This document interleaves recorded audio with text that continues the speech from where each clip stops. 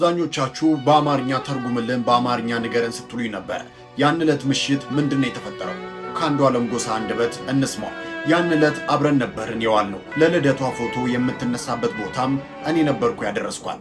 ከዛ ስትወጪ ደውዪልኝ ብያት ልጆች ላገኝ ሄድኩ። ማታ በሰላም አብረን ነበርን። አሪፍ ጊዜ እያሳለፍን ነበር። ለወንድሟም ስትደውል ነበር። ከዛ ስለ ውሎ ስጠይቃት ድንገት አንተ እኔን የማመን ችግር አለብህ ብላ ከተኛችበት ተነስታ ሄደች። ከዛ ስትቆይብኝ ተጠራጥሬ ሄድኩኝ። ሌሎች ክፍሎች ውስጥ የለችም። ኪችን ውስጥ ቼክ ሳረግ ቁልፍ ነው። የሆነ ነገር ላይ ቆሜ ሳያት ልብስ የምናጥብበት ማሽን አጠገብ ተደግፋ በጆግ ላርጎ ሳሙና ስትጠጣ ነበር።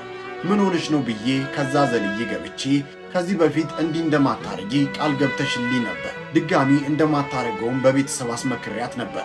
ጓደኛዋም እንድትመክራት ነግሪያት ነበር። ግን የገባችልኝ ቃል ስላልጠበቀችልኝ እኔም ሰው ነኝ፣ እንደዚህ አይነት ህይወት መኖር አልችልም። በተደጋጋሚ እንደዚህ አይነት ነገሮች እያረግሽ ስለሆነ እንደዚህ አይነት ኑሮ መኖሩን አልችልም። ነገ ቤተሰቦችሽን ጠርቼ እንለያያለን አልኳት። ጆጉን አስቀምጬ ልጆቹን እጠራለሁ ብዬ ሲሄድ እንደዛ ነው ይስፋል ብላ ሮጣ ራሷን ወረወረች። ልደርስባት አልቻልኩም።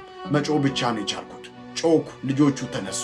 የተፈጠረው ነገር ይህ ነው ሲል አንዷለም ጎሳ ዛሬ ወደ ሚዲያ ወጥቶ የራሱን እውነታ በዚህ መልኩ አስረድቷል።